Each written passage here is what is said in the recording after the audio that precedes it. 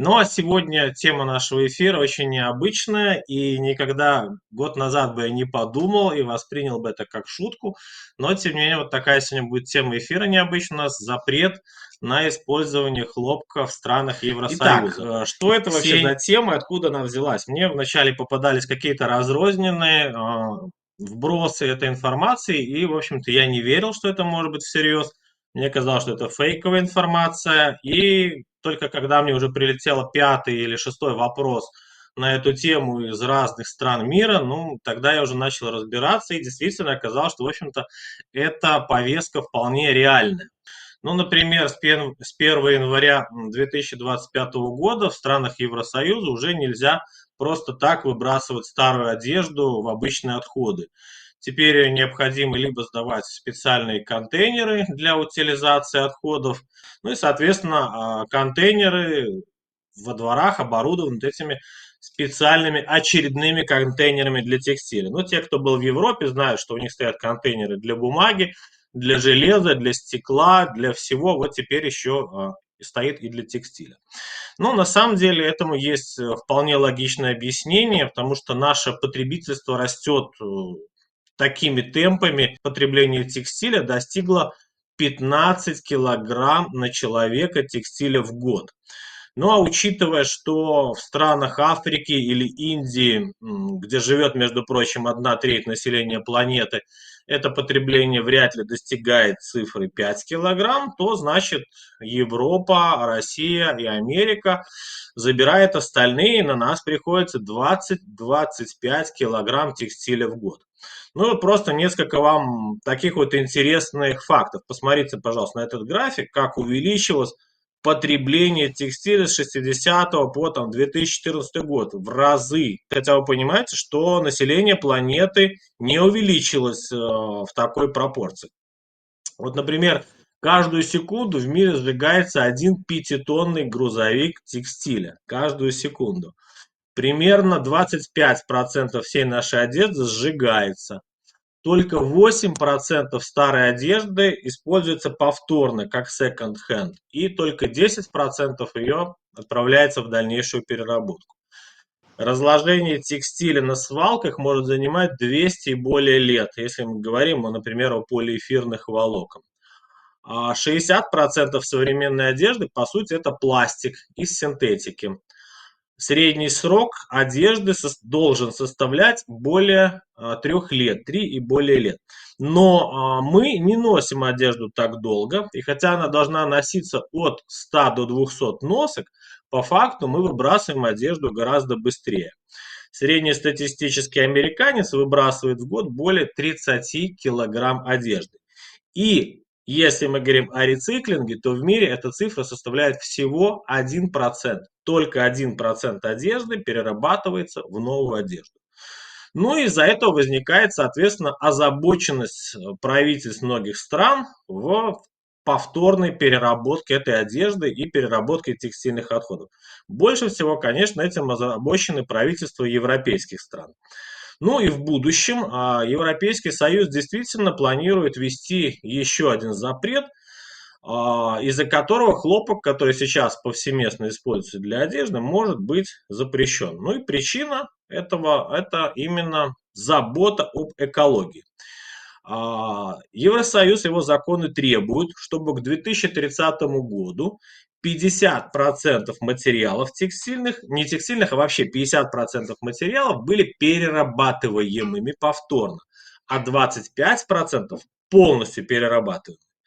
Соответственно, если хлопок будет признан официально материалом, который не может полностью перерабатываться, а это действительно так, то к 2030 году в странах Евросоюза действительно могут начаться запреты на использование хлопковой одежды, на ее продажу и на ее реализацию. Ну а к 2050 году экоповестка европейских стран гласит, что все материалы должны поступать из циркулярной, то есть возобновляемой экономики. И, соответственно, есть уже строгие правила, есть директивы. Одна из директив Евросоюза называется «Директива о должной осмотрительности в области устойчивого развития предприятий» CS3D. И второе, директива об отчетности предприятий в области устойчивого развития. CSRD. Вот, и вот эти две директивы, они как раз-таки и диктуют все вот эти вот законы. Цель их гарантировать, что компании берут на себя ответственность за негативные последствия для экологии своей деятельности. Эти директивы устанавливают единые стандарты для всего ЕС, обязывая компании разрабатывать стратегии должной осмотрительности в отношении экологических требований, но еще сюда относятся и права человека. Она требует от компании выявлять и устранять негативные последствия для окружающей среды в рамках своей деятельности. Вот эта вот стратегия CSRD, она более всеобъемлющая, которая обязывает компании раскрывать экологическое воздействие последствий того, что они продают, товаров и услуг. То есть, условно, продаете изделия из хлопка, значит, вы должны полностью в своих документах объяснить и доказать, что нету вредного воздействия для окружающей среды. Эти директивы были официально приняты в Евросоюзе в 2023-2024 годах, и в январе 2025 года крупные компании уже должны предоставить первые отчеты в соответствии вот с этими директивами. Вот. Именно вот эти две директивы, они вызвали все вот эти вот толки касательно переработки и использования для одежды хлопка как волокна, оказывающего большое воздействие на экономику и экологию разных стран. Ну, соответственно, если его признают неэкологичным, что в принципе вполне возможно, то компании будут вынуждены полностью прекратить его переработку, производство и продажу в странах Евросоюза. Будут в России, значит, покупать хлопковые одежды. При этом хлопок на сегодня это ключевое волокно для текстильной отрасли. 43% всего текстиля для одежды ЕС производится из хлопка. Люди любят хлопок, люди носят хлопок. И как показали многочисленные опросы, большинство людей земного шара предпочитают ощущения на теле именно хлопка, а не других волокон. Но это связано со всеми преимуществами хлопка, как very friendly fibers, то, что волокно гигиеничное, натуральное, одежда из него пропускает воздух, впитывает влагу, не вызывает аллергии, ну и много других плюсов у хлопка. Ну и возникает вопрос, почему же тогда Евросоюз и страны Евросоюза против хлопка, что не устраивает экоактивистов? Тут есть два аспекта. Первый аспект – это экологичность выращивания и переработки. Несмотря на то, что хлопок является натуральным материалом, его выращивание ставит очень много экологических вопросов. Ну, например, по оценкам ученых, для выращивания 1 килограмма хлопка нужно от 5 до 10 тысяч литров пресной воды. А пресная вода, в общем-то, является в мире на сегодняшний день достаточно дефицитным сырьем. Вспомните, например, про Аральское море. Вот фотография 84 и 20 года, которая потеряла 90% своего водного бассейна из-за орошения хлопковых полей при отводе воды из Сырдарьи и Амурдарьи, благодаря чему Аральское море, в общем-то, исчезло. Сейчас на его месте есть пустыня Аралкум. Для полива хлопковых полей в 60-м годам был разобран весь сток этих рек. Сырдари и Амурдари были устроены водохранилища, ну и, соответственно, был нарушен баланс между поступлением воды и ее испарением. Ну, для сравнения, например, выращивание льна или конопли требует гораздо меньше воды. Кроме того, хлопок – одна из самых химически зависимых структур. Посмотрите, несмотря на то, что хлопок занимает относительно не так много мировых сельскохозяйственных угодий, 2,4%, тем не менее потребляет 11% всей агрохимии, агрохимикатов и 24% всех инсектицидов, потому что хлопок очень подвержен воздействию различных вредителей. Лен и конопля не подвержены.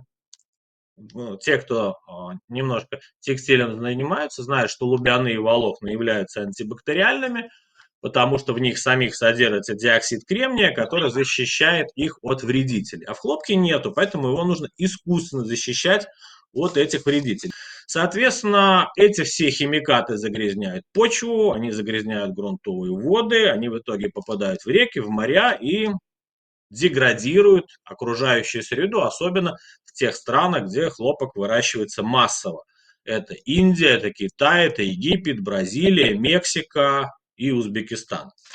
Вот, ну, кроме того, и из-за вот этих пестицидов и гербицидов подсчитано, что 20 тысяч человек в год умирают. Около 50% семян хлопка генетически модифицированы. Но это в первую очередь делается для большей устойчивости к вредителям. А кроме того, если мы коснемся прав человека, то, несмотря на то, что мы живем в 21 веке, более половины хлопка на сегодняшний день собирается вручную, а не с помощью хлопкоуборочных комбайнов. А собирают его вручную кто? Женщины и дети. Мужчины тоже, но женщины и дети в первую очередь. Потому что когда мы говорим о хлопке, мы представляем себе какие-то идеальные хозяйства с комбайнами, с высокоавтоматизированными производствами. На самом деле первое место по сбору хлопка занимает Индия. Ну и можете себе представить, какие там комбайны и кто там собирает хлопок. Вот. Кроме того, в дальнейшем при отделке тканей из хлопка тоже используется много вредных химикатов. Это процесс отбеливания с добавлением хлора, это красители с использованием солей, тяжелых металлов, ну и так далее.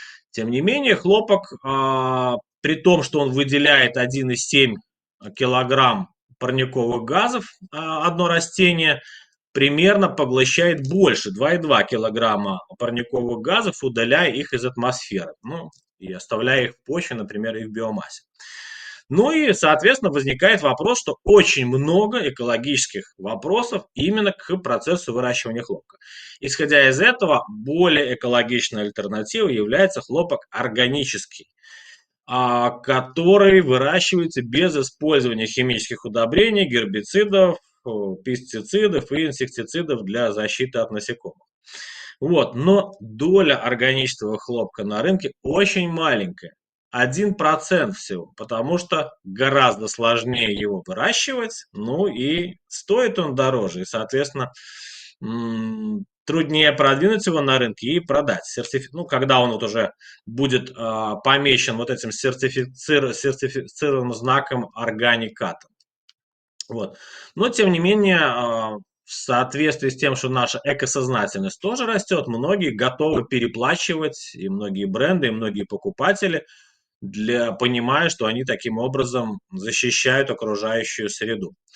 Это что касается выращивания. Но есть еще второй вопрос, еще более сложный для рециркуляционной экономики. Это сложность рециклинга хлопка. Дело в том, что длина хлопкового волокна достаточно короткая, он так и называется short staple fibers, короткоштапельное волокно. Ну, в среднем длина хлопка сколько там? 27-32 мм. В процессе рециклинга, когда мы начинаем перерабатывать остатки, отходы текстиля, одежду, длина волокна очень сильно укорачивается, и она остается вместо 27-30, она становится 10-15 мм. А из такого короткого волокна пряжу уже получить невозможно, в принципе. Мы не будем вдаваться в технологию прядения, но для того, чтобы получить из такого волокна пряжу, его нужно смешать с хорошими волокнами, которые не подвергались переработке. То есть это хороший хлопок или полиэфирное волокно и так далее. Вот, в среднем где-то мировая практика предполагает вложение вот этого хлопкового волокна после рециклинга 30, 40, 50%. Ну, некоторые фирмы вкладывают до 80%, но я думаю, что эта пряжа будет очень непрочной с таким вложением. Ну и кроме того, сама переработка БУ одежды – это очень сложный технологический процесс.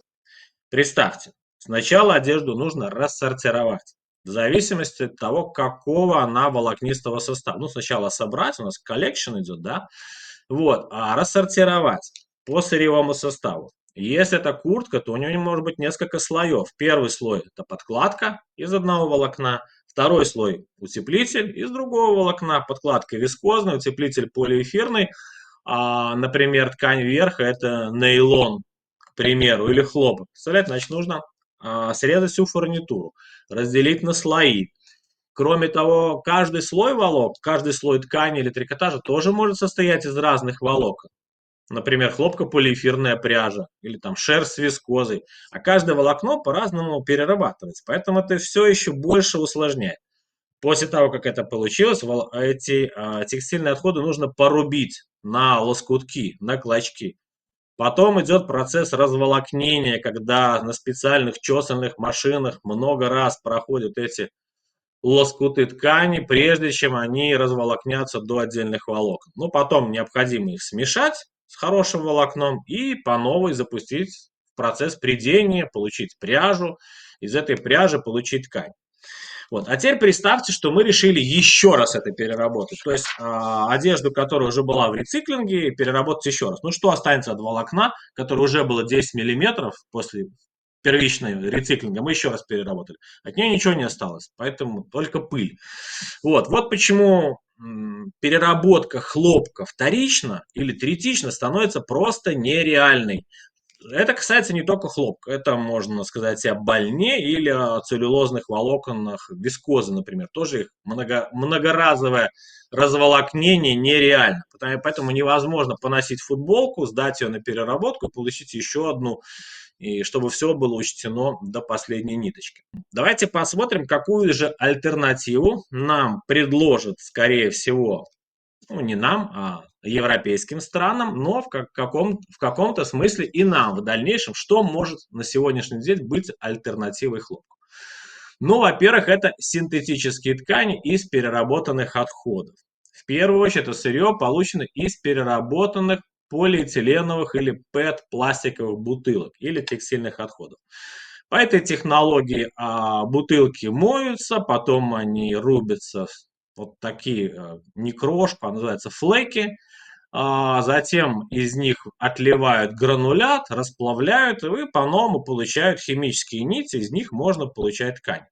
Да, действительно, эта технология есть, она работает. В России меньше, но тоже строится производство. В Европе, в Китае, в Америке это все абсолютно уже бытовуха, это абсолютно нормальная переработка. Но нужно учесть, что все равно это синтетика. Ну, немногие будут носить синтетику для тех целей, для которых они раньше носили хлопок. Кроме того, свойства вот такой ткани, регенерированной и нити, они все равно ниже, чем у первичной синтетики. То есть вторичная переработка все равно свойства ухудшает. Но стоимость у них будет ниже, потому что вот эти сами пластиковые отходы, они дешевые. И они, в принципе, вполне подходят для изделий эконом-класса. Но это синтетика. Мы пока что никаких гигиенических показателей мы здесь не увидели. На них будет написано 100% recycled полиэстер или fabric, но вы понимаете, что это все равно изделия, обладающие невысокой гигиеничностью. Вторая альтернатива – это полилактидные волокна. Это биоразлагаемые волокна на основе крахмал содержащих растений. Полилактид – такой полимер, который может разлагаться после использования его по назначению с образованием естественных продуктов. Это вода, азот, углерод и так далее. То есть оно биоразлагаемо. Исходным продуктом для таких волокон является крахмалосодержащие растения, которых на Земле очень много. Это отходы кукурузы, отходы картофеля, отходы сои, из которых можно добыть крахмал. Ну и потом путем различных химических превращений из него получают полилактид, такой прозрачный бесцветный полимер, из которого можно делать химические волокна. У меня даже на канале есть отдельная передача про полилактидные волокна. Целлюлоза является самым распространенным веществом в биомассе земного шара, и потенциальные ресурсы для этих волокон, они практически неисчерпаемы. Это, по сути, отходы сельского хозяйства. И намного дешевле эти ресурсы, чем нефтеперерабатываемое сырье. Но давайте посмотрим на свойства этих полилактидных волокон. Кстати, на рынке они уже есть, они продаются как соевое волокно, условно. По свойствам они вполне себе неплохие, у них высокая температура плавления, хорошая разрывная нагрузка, эластичное восстановление. Но обратите внимание, гигроскопичность 0,5%. Эта гигроскопичность соответствует гигроскопичности целлюлозы. А значит, ни о каких гигиенических показателях здесь тоже говорить нельзя. То есть вряд ли можно сказать, что эти волокна заменят хлопок в ближайшей перспективе. Кроме того, вот эти полилактидные волокна, они достаточно жестко лоббируются их производством производителями синтетики. ну, для которых невыгодно отдавать вот эту вот часть рынка. Поэтому тоже под большим вопросом. Ну вот одно из модных направлений в Европе, в том числе сегодня, это технология получения, например, целлюлозных волокон из отходов апельсинов, кожуры апельсинов, у которых тоже содержание целлюлозы может быть до 35%. Такую технологию разработали, по-моему, итальянские ученые, и она тоже активно продвигается. Но, как вы понимаете, апельсины тоже хлопок заменить не смогут. Столько апельсинов нету на сегодняшний день. И я бы хотел дать слово, если здесь Евгений есть, Евгений Сычев. Это дизайнер, инженер из итальянской лаборатории в Милане. Очень интересная лаборатория, которая в том числе занимается 3D-текстилем, занимается вот такими современными материалами и технологиями переработки текстиля. И вот мне очень интересно было бы услышать его мнение, что он вообще думает по этой тематике и как в Европе происходит вот именно в текстильном мире, в инновационных технологиях, вот предложение каких-то новых видов материалов. Евгений, вы на связи, я вас вижу. Добрый вечер, рад всех видеть. Да, действительно, эта тема, скажем так, животрепещущая уже на протяжении нескольких лет. То есть все выставки, все конференции проходят под эгидой sustainable, да, вот, дизайна, sustainable ткани, переработки. То есть абсолютно все бренды, вот мы работаем с очень крупными брендами, абсолютно все бренды говорят про переработку. Очень много идет использования переработанных материалов, в том числе переработанного полиэстера и так далее. И вот, то есть, два основных сейчас идут направления. Это вот, как Сергей говорил, это какие-то, скажем так, необычные материалы, типа волокна из апельсинов, мицелия грибов, но при этом имитируют кожу. Вот. И это одно из направлений. И второе, вот как я уже сказал, да, это именно переработка. То есть, поскольку хлопок не поддается практически переработке, либо в каком-то минимальном количестве, то, соответственно, все смотрят на синтетические материалы. То есть тенденция идет на то, что лучше мы будем использовать синтетический материал, который, как бы, с одной стороны, не очень экологичный, но зато мы можем перерабатывать его бесконечное количество раз, и тем самым, ну, как бы это просто он будет в круговороте и не будет загрязнять окружающую среду, то есть он не будет где-то там валяться. Евгений, скажите, пожалуйста, ну а как вы считаете, вот средний статистический европейский потребитель готов на сегодняшний день отказаться от хлопковых джинсов или постельного белья, или нательного белья и так далее? Я думаю, что нет. Пока что это очень, скажем так, тренд для очень маленькой целевой аудитории. То есть людей, которые действительно, для людей, которые действительно заботятся об экологии, действительно переживают, там, не знаю, сортируют мусор и как-то вот к этому горят, грубо говоря. Спасибо большое, Женя, что вы уделили нам внимание. Ну, я оставил ссылку на сайт, чем занимается лаборатория. Тоже очень интересное исследование, если кому-то интересно. Но вот самое необычное из исследований, которым занимается лаборатория в Милане, где работает Евгений, это вышивание нитями, которые окрашиваются в процессе вышивания. То есть на входе вы имеете белую нить, а в процессе вышивания она окрашивается во все цвета, и получается тот рисунок вышивки, который вы разработали на компьютере соответствующего дизайна. Еще одним направлением является замена хлопка, предложение замена лубяными волокнами, которые как бы менее капризные в выращивании, меньше требуют гербицидов, пестицидов и так далее. Это лен, конопля, крапива, рами, сизаль, кенаф и многое другое. Но в мире таких волокон выращивается менее 1% по сравнению с хлопком, которого выращивается 25% на сегодняшний день от мировых волокон. Поэтому в ближайшей перспективе они тоже вряд ли смогут заменить хлопок, несмотря на свою экологичность. Ну, это связано с тем, что лубяные волокна имеют необходим более специфический климат, отличный от климата, в котором растет хлопок. Хотя это тоже очень экологичное волокно. Целлюлозные волокна на основе вискозной технологии тоже могли бы теоретически заменить хлопок. Но, во-первых, вискозная технология совсем не экологичная. То есть там очень много тоже вредных процессов в процессе получения вискозного волокна. Во-вторых, вискозное волокно более дороже.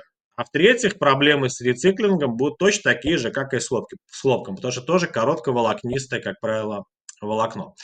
Вот. Но есть еще вот эти материалы, про которые Евгений нам сейчас говорил, например, вот волокно из целлюлозы апельсинов, волокна из мицелия грибов, из кактусов, искусственная кожа, эко-кожа и так далее. Но вы понимаете, что все это пока всерьез нельзя воспринимать как альтернативу хлопка. Что остается? Ну, нам остаются современные виды химических волокон. То есть это химические волокна с улучшенными свойствами, которые обладают гигиеническими показателями, уже достаточными для того, чтобы мы чувствовали себя в этой одежде комфортно. Это микроволокно, это модифицированный полиамид тактель, модифицированная вискоза модальная, модифицированное целлюлозное волокно тенсел или лиоцел. Но все эти волокна намного дороже хлопковых. И многие из них все равно не заменят вам тактильного ощущения на коже хлопковой одежды.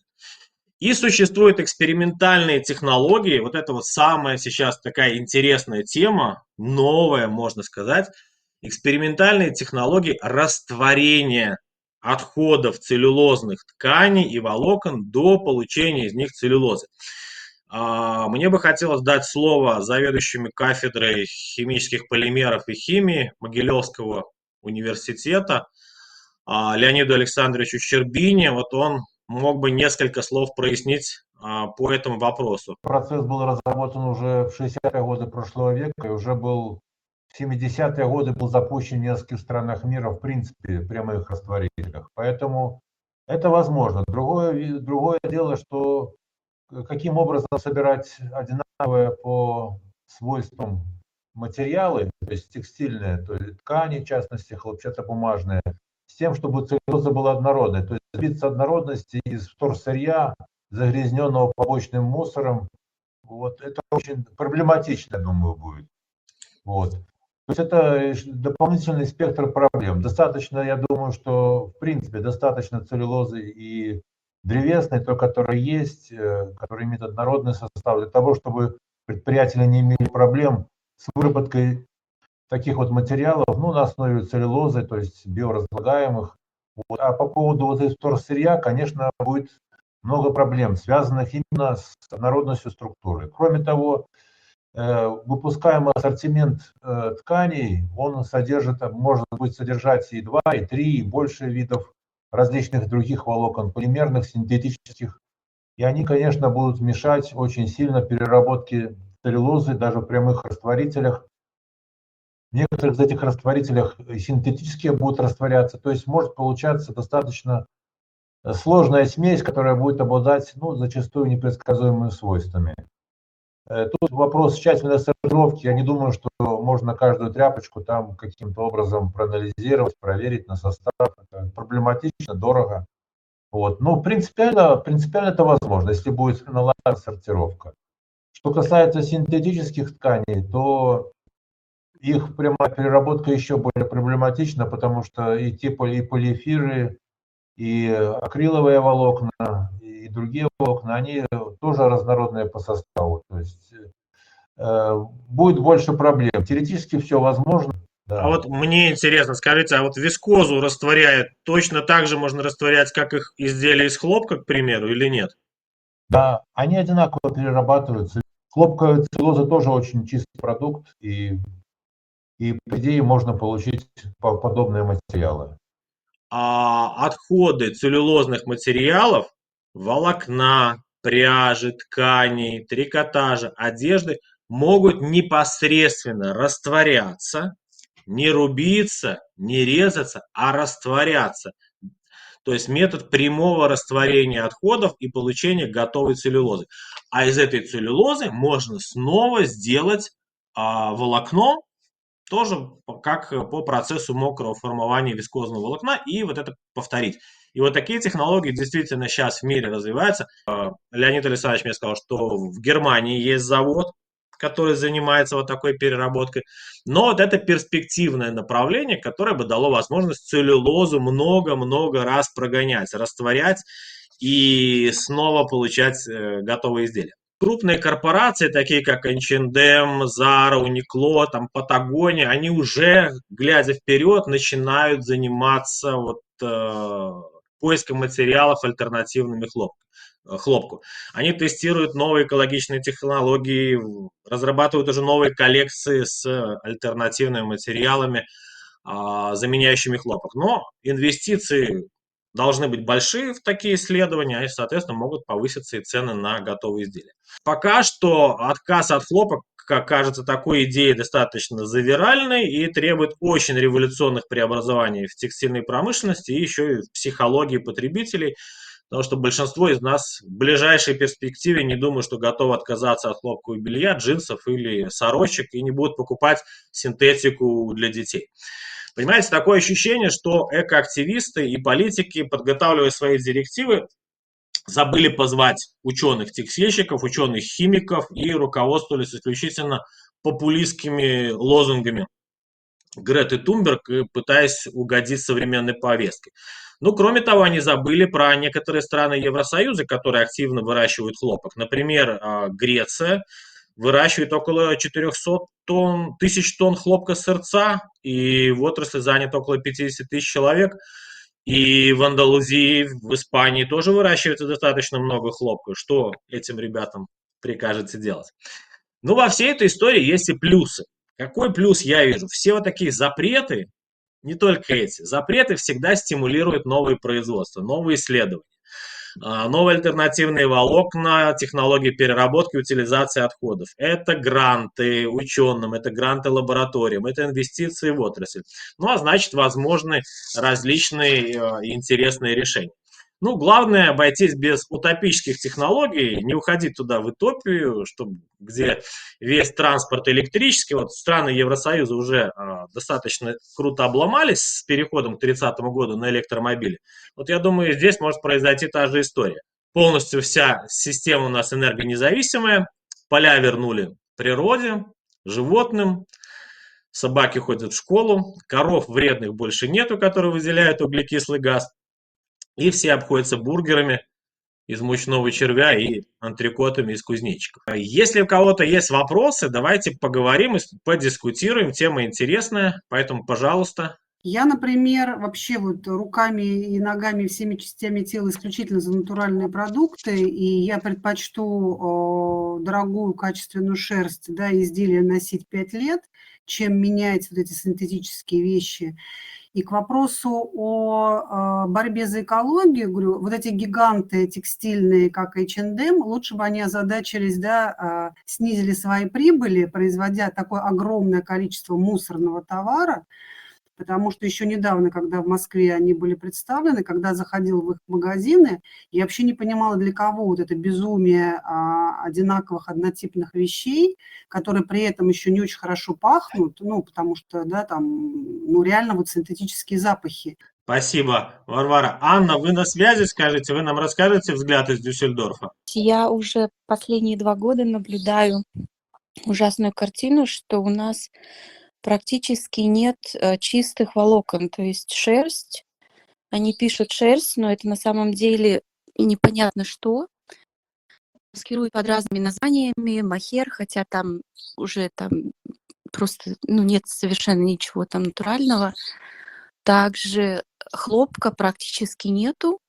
Особенно, что интересно, сейчас у нас новое появилось, вот прям такой хлопок, типа 100%, но он хрустящий, вот как будто бы там леска. И из-за этого я ездила в Турцию, чтобы найти потому что я занимаюсь пижамами и ищу хорошие качественные пижамы. И вот сейчас я была на выставке в феврале и удивилась, что там вообще не было 100% чистого хлопка. И поэтому мне было сейчас очень интересно, что вообще происходит. Я вообще уже подозревала, может быть, он вымирает, и почему его нет. То есть не только у нас в Германии нет, а оказывается и на международных выставках его нет. То есть это как бы ну, как бы общая картина такая. А в Европе, вот в Дюссельдорфе у нас есть, например, Бронингер, это самый дорогой магазин считается. И я там прошлась и тоже практически ничего натурального не нашла, хотя там цены очень высокие. И немного это как бы пугает и настораживает, потому что не знаю, куда это всё развивается. Люди не знают, что такое настоящий хлопок. И когда я про него начинаю говорить, мне говорят: "Так он же такой жесткий, он как бумага, в нем невозможно ходить". И то же самое в Турции мне говорят. Ну, то есть вот изделия, которые у нас здесь есть, и написано 100% хлопок, например, икеевское постельное белье, я глажу, оно прям хрустит, и я понимаю, что там не 100% хлопок. И это как бы, я так вот скажу, завуалированно делают плохую репутацию хлопку. Я замечаю, что немцев приучают очень к вискозе. То есть вот ночные какие-то рубашки или что-то, пижама, практически везде вискоза. Раньше немцы были против этого, а сейчас они ее любят. Ну, а теперь, может быть, Наталья из столицы хлопка нам что-нибудь скажет из Узбекистана. Что вы думаете на эту тему и что на эту тему думают узбеки? Я знаю вот много тоже фабрик тут, которые производят, ну, махровые полотенца. Я знаю, что вот хлопковые махровые полотенца очень много заказчиков из Японии. Япония прям приезжает и закупает, заключает контракты, долго мучает аудитами эти фабрики. И в итоге вот несколько фабрик в Самарканде, например, отправляют полотенца в Японию. То есть там как бы хлопок пока носят, используют. Ну, тут вопрос хороший. Дарья Скуратова пишет. Почему, в чем преимущество недостатки переработки белковых волокон? Белковые волокна, шерсть и шелк. И смотрите, шерсть, изделие из шерсти регенерировать проще и повторно переработать проще. Почему? Волокно длиннее. Хлопок, я вам сказал, волокно 3 сантиметра, и когда мы лоскут разволокняем, оно становится в 2 раза короче. А у шерсти волокно длинное, 60, 70, может быть, больше миллиметров, да, само шерстяное волокно. И поэтому, когда мы разрабатываем шерстяной трикотаж или ткани, мы получаем большую длину волокна, и поэтому ее можно перерабатывать вторично. Поэтому вот часто встречается переработанная мериносовая шерсть, ну, достаточно часто. Переработанный кашемир даже встречается, вот, но тоже имеет ограниченное количество раз переработки, потому что после каждой переработки длина волокна будет уменьшаться, и как только она станет меньше там 15 миллиметров, все, из этого волокна уже пряжу нельзя получать, ее уже нужно будет подмешивать там к чему-то, или вообще невозможно перерабатывать, можно делать только нетканые материалы. Большинство волокон вот после разволокнения в одежду идет достаточно мало, в основном эти отходы поступают в производство нетканых материалов.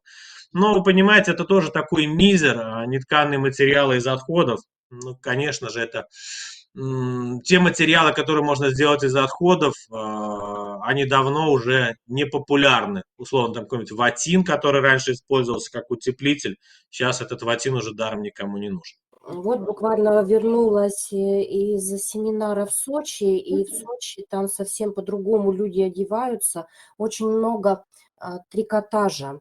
И на ярлыках по уходу за изделием у тех же свитеров, каких-то кофт, указана 100% шерсть ланы, там 100% шерсть альпака или 100% шерсть мериноса. Я понимаю, что в руках держу, я понимаю, что очень скользкие эти материалы, там нет 100% шерсти.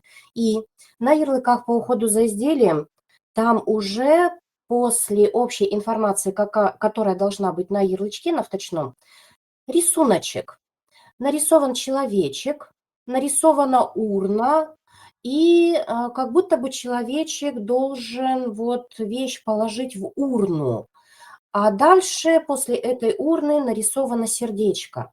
И я не понимаю, что обозначает это из переработанного сделано, или это уже вот эта вот маркировка для Нет. людей, которые должны с 1 января выбрасывать в определенную Да. урну эту. Лена, я понял ваш вопрос. Значит, если изделие получено из переработанного волокна, неважно, это хлопок, полиэстер или шерсть, обязательно должно быть слово recycle. А вот то, что увидели маркировку с корзинкой и с человечком, говорит о том, что, пожалуйста, выбросите свое изделие в отдельный контейнер. Не может быть спасением повышения цены хлопка и снижения производства. Понимаете, в чем дело? Хлопок кормит миллионы людей. Для многих людей выращивание хлопка – это вот не то, что для нас купил или не купил, а живешь или ты не живешь. У них нет другой работы. В Индии, в которой выращивают больше 1 миллиона тонн хлопка, и очень большая часть населения за чертой бедности, они только живут хлопком. Это не только Индия, это и африканские страны, и Пакистан, и так далее. Вот. Кроме того, цены на хлопок, как правило, не диктуют те, кто его собирает. Цены на хлопок диктует биржа. Это такой же биржевой товар, как акции, как золото, как алмазы и так далее. И они ежегодно, из-за того, насколько был год урожайный, и выставляются вот эти вот котировки Outlook Cotton. Вот, поэтому вопрос не такой простой удорожание. Удорожается хлопок, конечно, есть более дорогие сорта, есть длинноволокнистый хлопок, который очень дорогой, есть экстра длинный волокнистый хлопок, который вообще стоит там как крыло от Боинга, условно Sea Island какой-нибудь или Гиза египетский. Вот. Есть органический хлопок, который стоит тоже намного дороже изделия из него. Да, действительно, это, конечно, хороший путь, но дело в том, что такой хлопок и вырастет намного сложнее. Например, для фермера, представляете, вырастить хлопок, не используя удобрения. Когда его, во-первых, он хуже растет, во-вторых, его еще пытаются съесть различные паразиты. А ему нельзя использовать удобрения, потому что он хочет получить маркировку Organic Cotton. И раз в год к нему приедут представители проверяющей компании, которые возьмут у него пробу из почвы и проверят, использовал он гербициды, может быть, втихую или нет. И если увидят, что использовал, то ему не разрешат этот хлопок уже продавать по более высокой цене, как органический. Сергей, скажите, пожалуйста, есть ли какие-то нормы, сроки носки одежды? Носка – это такой очень показатель не конкретный, а мы с вами как люди конкретные, я же знаю, чем вы занимаетесь. Мы должны оперировать другим понятием. Вот, поэтому вот просто подсчитано, да, что есть 200-300 носок. 200-300 носок среднее по одежде, да. Но вы представляете, сколько различных воздействий претерпевает одежда. Это, вы же занимались у меня на курсах, вы понимаете, что это механическое воздействие,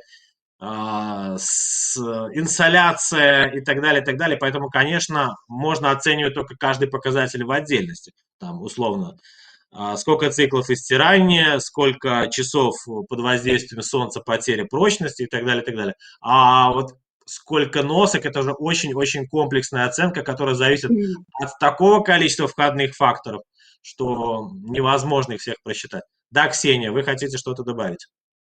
Да, я хочу. Заметно, да? Да. Добрый день, Елена Станиславовна. Приятно вас слышать. По Здравствуйте. срокам носки я нашла только сроки обработки, честно. Если хотите, я могу вам скинуть, у китайцев есть. Они расписали сроки обработки всех волокон, то есть циклов. Они только китайские, эти нормы, или они международные? Ну, у нас же вопрос в том, у нас большинство волокон производится в Китае. По Понятно. поводу альтернатив. Я видела куртку из кукурузы. Это такая удивительная вещь. С нее пятна не выводятся абсолютно, и я не знаю, как ее вообще можно носить. По мне, так это вообще синтетика.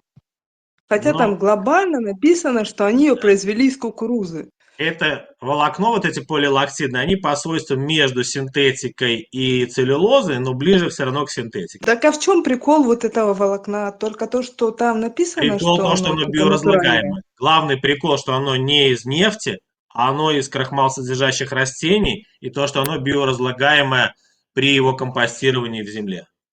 Ну, у нас же сейчас и биоразлагаемый полиэстер есть, гипотетический, который разлагается. Не слышал про биоразлагаемый полиэстер. У меня тогда вот такой вопрос, можно? Конечно. Я заметила, что сейчас футболки, вот сейчас стали говорить по поводу стирок, что футболки буквально после третьей, четвертой стирке появляются мелкие такие разрывы, что ли. Ну, то есть вот по своим детям я вижу, что футболки изнашиваются намного быстрее, чем раньше. Вот с чем это связано? У нас Ксения заведует химчисткой, имеет собственную. Вот если ретроспективу, Ксения, там за последние, там, не знаю, 10-20 лет, какой у вас опыт, вы можете сказать, что уменьшилось количество циклов стирки для каких-то изделий или нет? Люди стали производить больше одноразовой одежды, где даже вся обработка запрещена. Ну, то есть, как бы, вот, где производитель запрещает любой вид обработки изначально при производстве. Я бы таким производителям тоже запретила все производить. Я хотела добавить. Дело в том, что вот слышно меня, Сергей? Да-да-да. И мы Звук в был пятницу пропал. делали фэшн-завтрак очередной и приглашали, темы турецкие крупнейшие фабрики производства для знакомства в Москве с брендами, фабриками, производителями одежды напрямую, с владельцами. И одна из фабрик была с такой ноу-хау, мы специально сделали переработанную шерсть. Так вот, я хочу сказать, этой фабрикой не интересовался почти никто. Пока наши производители одежды не заморачиваются, и им действительно пока это не интересно. В общем, не пользуются любовью эти волокна в России. Ирина, да и слава богу, что не пользуются эти волокна любовью. Конечно, слава богу, я думаю, что да. Пока русский потребитель не откликается на эту экологическую повестку, посмотрим, что будет дальше. Но пока мы любим натуральное. Это так, действительно. Потому что переработанные волокна, они себя абсолютно неадекватно ведут даже в сухой чистке. Они в сухой чистке уходят в такую бешеную усадку. Ну, там приходится просто перелицовывать все изделие. Есть еще у кого-то вопросы? Да, Галина, пожалуйста. Да, я хотела спросить, вот вы упоминали в ваших этих самых файлах, которые были на экране, про короткие штапельные волокна и разный состав, то есть их recycled, которые используются, и чистое волокно. То есть понятно, что в зависимости от процента, чем меньше recycled волокон, тем лучше будет само волокно, да, пряжа. Меня вот такой вопрос интересует, когда их спиннинг, да, вот этот процесс, когда их скручивают волокна, для ткани и для трикотажа, допустим, если мы возьмем там 50 на 50, 50 recycle будет, 50, обычного хлопка.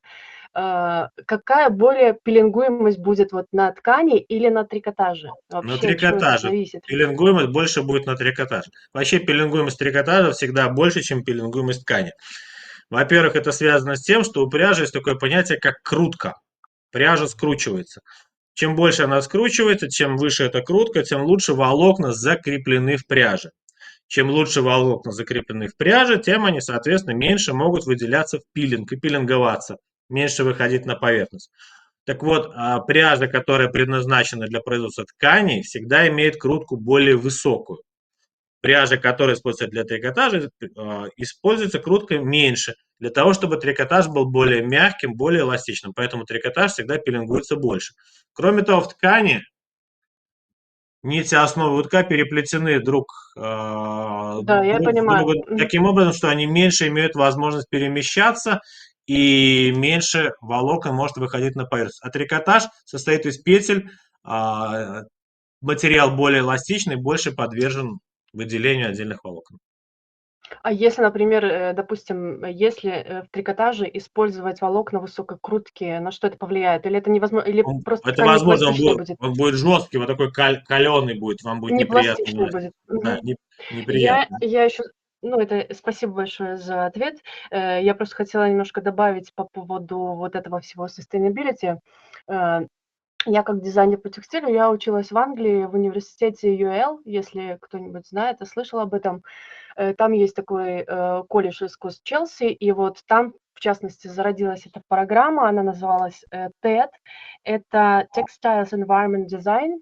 Университет, он всегда предоставляет один курс, какой-то семестр, посвященный вот этому проекту, где студенты исследуют различные возможности всяких материалов, то есть там, любые могут быть идеи.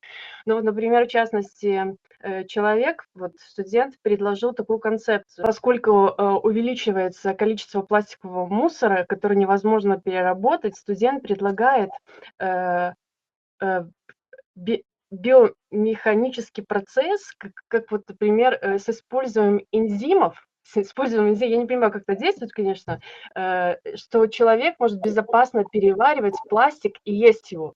То есть это сама идея, что человек может есть пластик, хотя мы и так едим пластик, если касается там мировой океан, он загрязнен микропластиком. То есть Еда есть? Каша. Какая? Пластиковая. Их структуру. Насчет, можно ли их есть, Леонид Александрович, что-нибудь слышали вы о том, чтобы о съедобной синтетике? Нет, о съедобной синтетике я не слышал. Дело в том, что человек не корова, у него в желудке собственные ферменты, вот, и они не способны, биология такова, что они не способны расщеплять большинство полимеров, вот, синтетических. И если даже они будут расщепляться, эти полимеры в организме, то будут образовываться полупродукты, которые не весьма будут полезны организму, вызывать типа раковых заболеваний, расстройств. И сами химические продукты, из которых получают синтетические полимеры, они токсичны. Акрилонитрил, яд первой категории. Если будет расщепление идти, будет выделяться акрилонитрил. А в виде полимера это вещество безопасно. Поэтому в желудке человека вряд ли. Вот по поводу коровы, там можно сказать так, что там есть дополнительная первая секция желудка, где живут микроорганизмы. И вот там уже можно заселить эту секцию, она, по-моему, рубец называется, да? Рубец, да. Вот.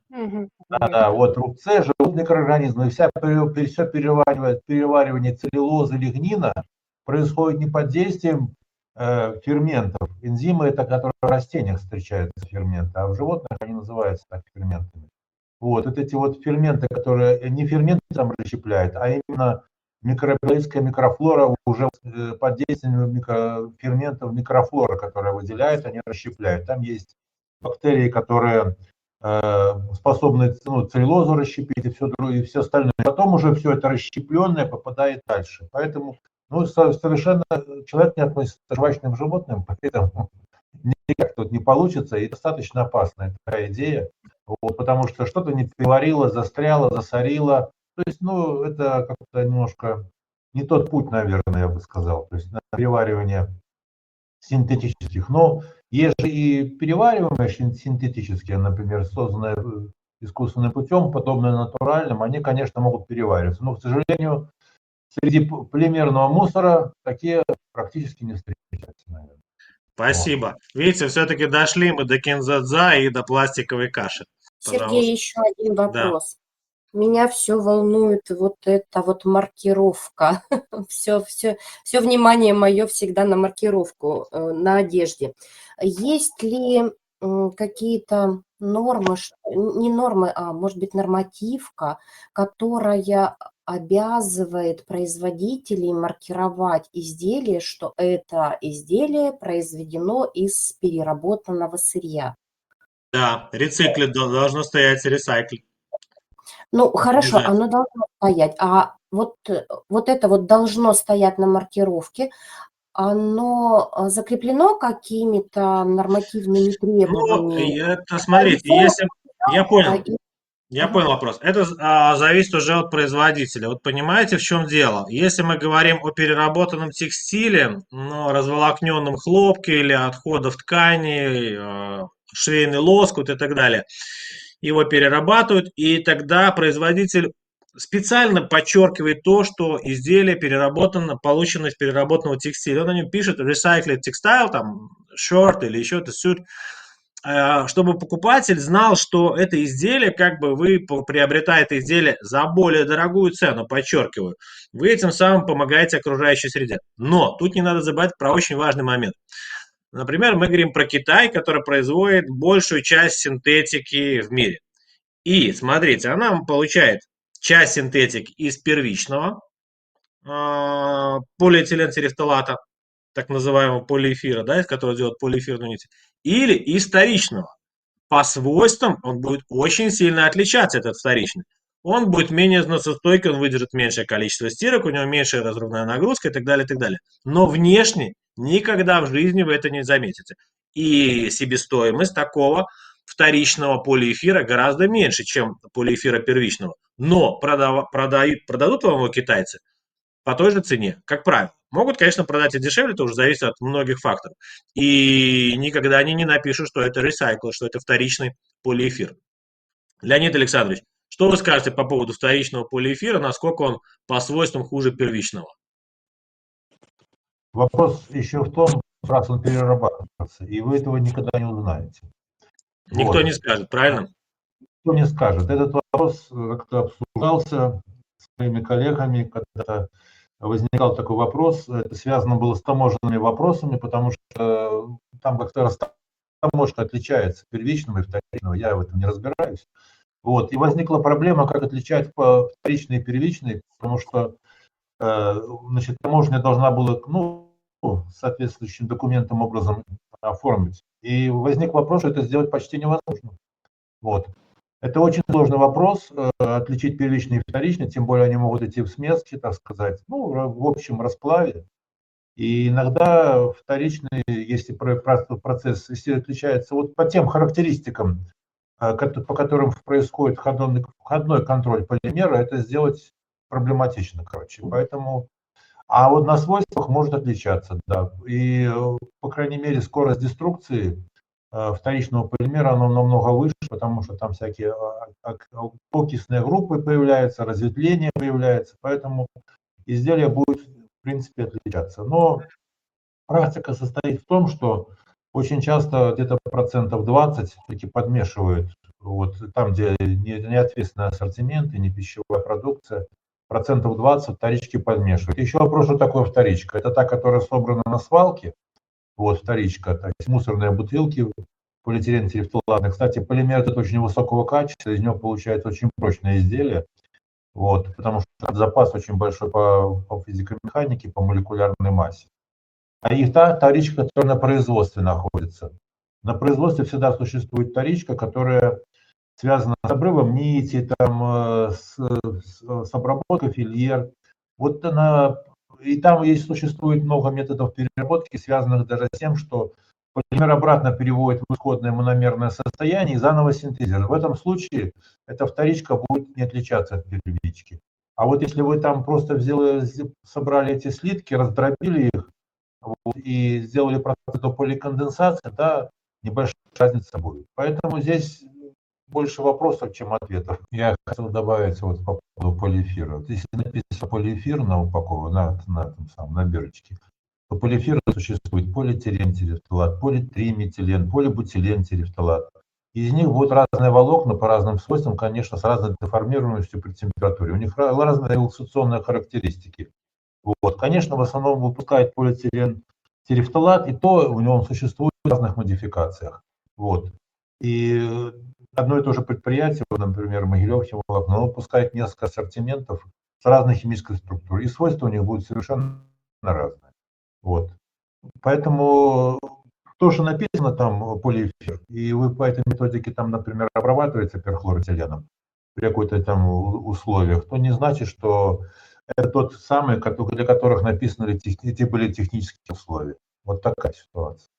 Леонид Александрович, от чего это зависит? От назначения изделия или условно от того, что есть на производстве, с тем мы работаем? Это зависит от того, скорее всего, бывает так, что, например, предприятие выпускает бутылочный ассортимент полиэтилен терефталата, но из него получается прекрасное волокна. А почему бы и не произвести нить или прекрасное волокна? Вот. А есть специальные ниточные ассортименты, например, полиэтилен терефталат или полиэтилен терефталат для кордных нитей. Вот из него тоже получаются прекрасные волокна и нити. То есть предприятие, которое производит волокна для текстиля именно, например, не корд, не шинный, оно использует разные марки полиэтилен терефталата, те, которые лучше подходят для технического процесса. И это могут быть не в чистом виде полиэтилен терефталат, а те сополимеры. То есть они подобрали свой процесс, работают. Вот и все. И поэтому разные предприятия, разные фабрики вот, получают немножечко отличающийся продукт. Тогда, например, для того, чтобы придать ткани какой-то вот, такой эффект, такой как эластичность, там добавляют не эластан, а полимер на основе полибутилен терефталата. Вот и получается, что ткани обладают вот этим вот эффектом растяжимости, так сказать, упругости, вот, а на самом деле там немножечко другой полимер добавления. Ну, разные причины этому. Мы же не знаем, чем занимаются зарубежные партнеры, из чего они производят. Они пишут, например, акрил. Какой акрил? Они пишут полиэфир, какой полиэфир. То есть вариантов там много. Леонид Александрович, вот пока вас не было, кто-то сказал в группе, что сейчас есть модификации полиэфирного волокна, которые являются биорастворимыми и можно их подвергать компостированию, они разлагаются гораздо быстрее, чем обычный полиэфир. Слышали ли вы что-нибудь о таких волокнах, которые быстрее разлагаются? Ну, это, скорее всего, если компостируется и биоразлагается, это полилактиды и полигликолиды. Изделия из таких материалов, если будет влажная и очень высокая температура, будут недолговечны. То есть они столько же стирок, сколько по обычный полиэфир, стандартный полиэтилентерефталат не выдержит никогда. Ксения, вот видите, Леонид Александрович ответил на ваш вопрос, почему куртка из кукурузы ваша деформировала, что вообще нужно было к ней другие виды обработки, супер-супер щадящие применять, потому что полилактид, может быть, уже начал разрушаться в том воздействии, которое вы оказали в процессе химчистки на него. Большое спасибо.